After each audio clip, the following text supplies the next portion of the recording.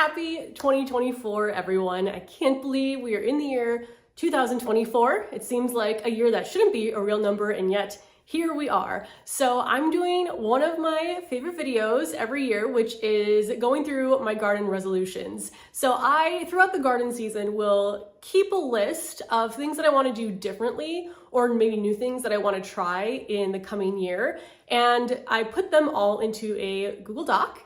And then I like to look at it this time of year and go through them and see how many I think I'm actually going to stick to. What I'm also going to do is go through 2023's resolutions, which I haven't looked at since I recorded that video over a year ago, and see how many of those I actually stuck to. So let's go through 2023 first, then I'll talk about my resolutions for this year. And if you have any garden resolutions, things that you want to do this year, leave them down in the comments below. So let's pull up 2023. So for videos where I take notes like this, I have everything organized on Google Drive. I love me some Google Drive organization. So I have the notes from last year. I haven't looked at them, so I'm not sure if I actually achieved all of my resolutions, but here we go. So first on my list from last year was create a more formal back garden. I actually did that. So 2023 was the first year of having a real garden on the back deck. In 2021 and 22, I maybe had like some overflow plants out there, but it wasn't really a garden that I created. But this year I did it. So I had a full garden out there with my 3 elevated beds and then a bunch of pots, and I love it. I also loved the difference between my front garden, which is kind of as many colors as possible, throwing things wherever I want, and my back deck, where I did try to stick to more of a theme. And it was less of a working garden. That's what I call my front garden, where I grow flowers, but also like all of my fruit and veg.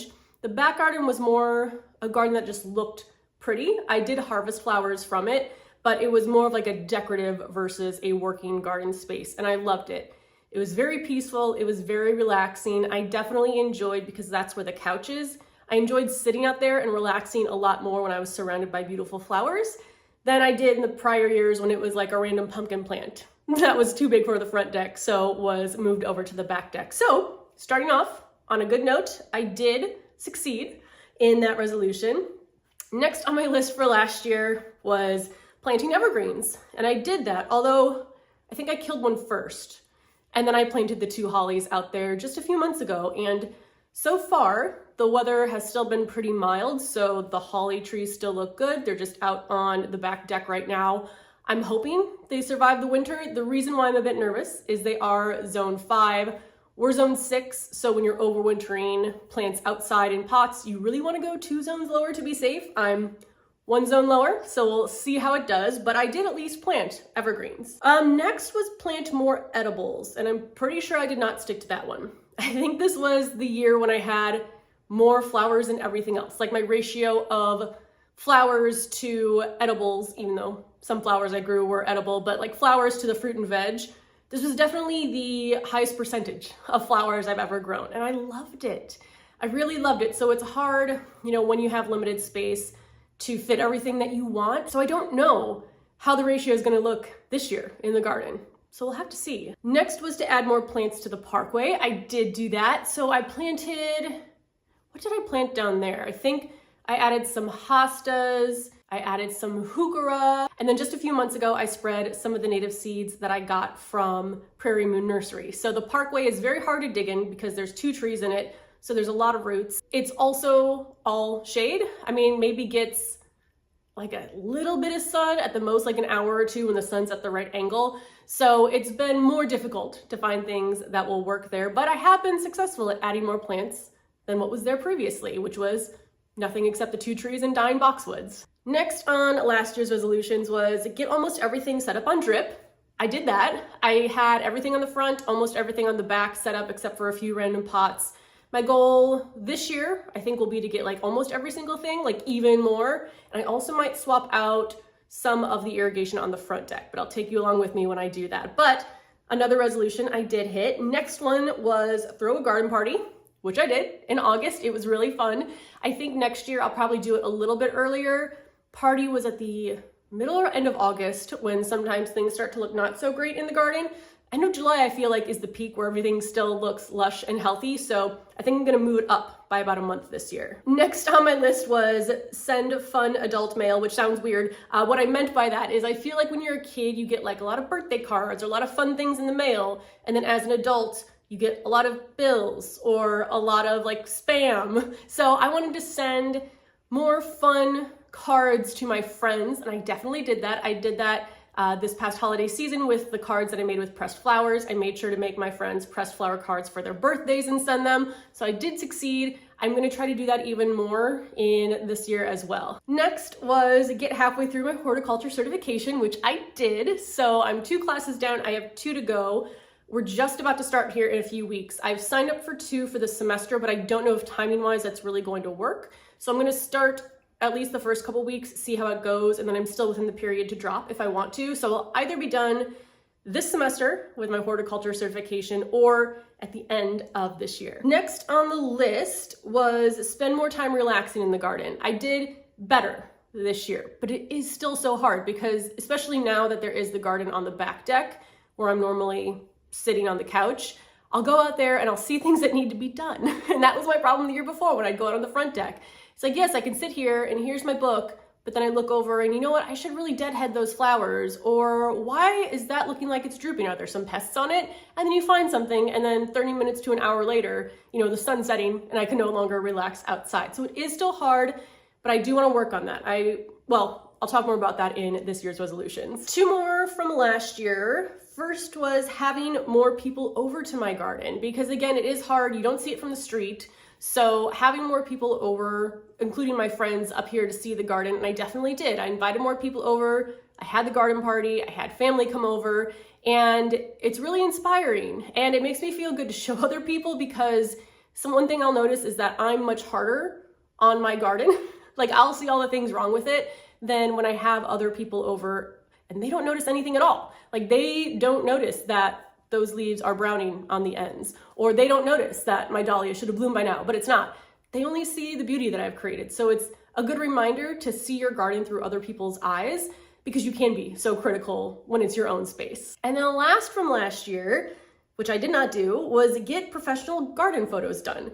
I am adding that to this year's list because I want to do that. I take a ton of photos, obviously, for Instagram, for myself, but I want professional photos because I just take everything with an iPhone.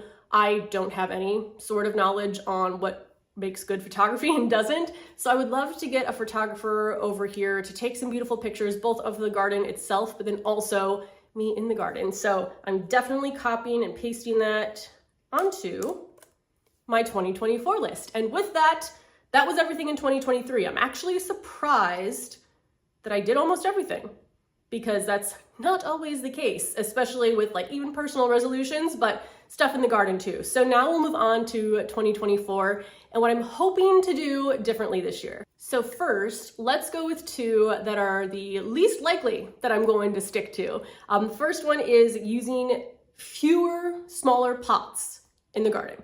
I want to get away from that because usually those aren't set up on drip and they dry out a lot faster, or even if they are set up on drip, it's harder to regulate how much water is going to them when I have, my entire garden set up on an irrigation system. So it's just a lot more maintenance. They blow over a lot more in the wind. I would prefer larger containers because they just take a lot less time.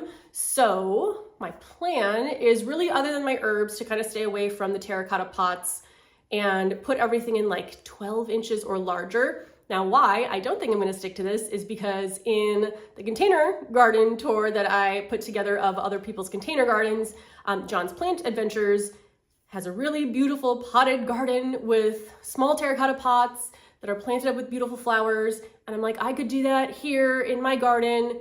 So we'll see. Another reason why I might not stick to it is when I run out of space and I still have plants, it's hard to say no to them. It's hard to give them away, so I will throw them in whatever pot is available. Next on my list, kind of related to that, is plant only what I really love. Turn down free plants. That is so hard for me to do. I don't know if that's hard for everyone to do, but if someone's gonna offer me a free plant, even if it's something that, let's say it's a vegetable that I don't even really like, but might as well grow it in the garden for fun, right? Why not? So this is gonna be hard because I already have more than enough like seeds and plants myself. So when I am offered plants from other people, especially things I haven't tried before, it's hard to say no. But what I have at least gotten good at over the years is narrowing down what I love. Like for example, I tried ground cherries last year, but I didn't really love them. So not enough to take up the space in my garden. So those have been eliminated from the list.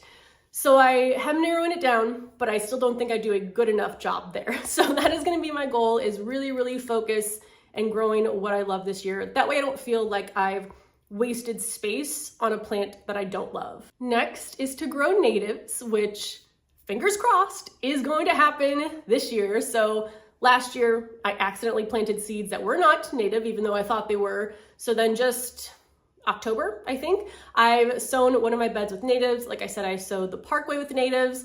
I'm looking at potentially some native grasses to add to the garden, just to add more native plants to my space to benefit the pollinators. Now, I think the pollinators already get a lot of benefit from the plants that I grow anyway, even the annuals, but I'd love to get some more natives, so that is the plan. Next is adding more winter interest, and what that means is finding more perennials that can stay outside in my containers uncovered.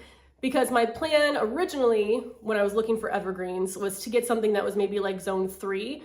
That way I could look out the windows over there and see some greenery. But then when the zone 5 hollies were on sale for $20 each, I had to say yes and get them. So now they're kind of tucked away in a corner with extra protection.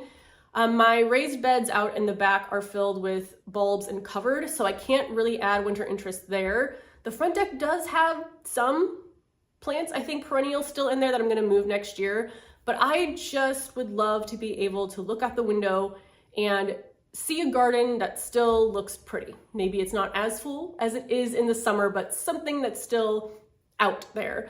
Someone also mentioned they leave their gomphrena outside. Now I like to bring mine in and harvest it for dried flowers and projects, but they said the brighter ones still hold color pretty well. So I might grow some of the red variety and like leave it out there and see how it does. So even thinking about things like that, annuals that maybe they're dead, but they still have a nice structure, leave them out until the spring. Not only does that benefit you visually, but can also benefit pollinators that are trying to overwinter or any birds that might be looking for seeds to snack on. So that is going to be my goal, that winter 2024, there's more stuff in the garden. Next is something I really hope I do, and that is to interview other people and their gardens.